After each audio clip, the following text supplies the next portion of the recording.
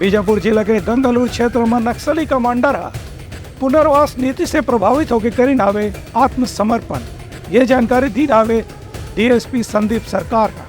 बीजापुर जिला के गंगालूर थाना क्षेत्र के अंतर्गत गंगालूर एरिया कमेटी के एक नकली कमांडर आज पुलिस के सामने आत्मसमर्पण कर दी से। एसपी आंजनेय वार्ष्णेय घटना के पुष्टि करते हुए बताई, लगत नक्सल उन्मूलन क्षेत्र में अभियान चलाए जाते हैं।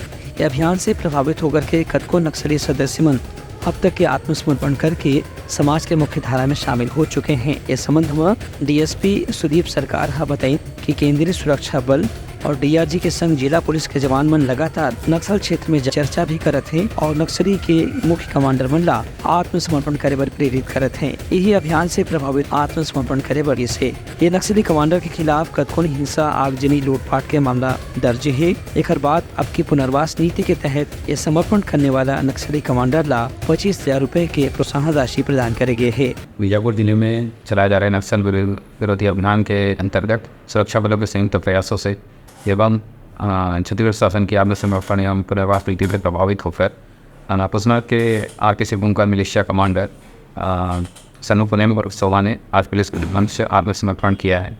नक्सलियों की खोखली विचारधारा, भेदभावपूर्ण व्यवहार एवं प्रताड़ना से तंग आकर उसने शासन की एवं शासन एवं प्रशासन की मुख्य धारा से जोड़ने का संकल्प की।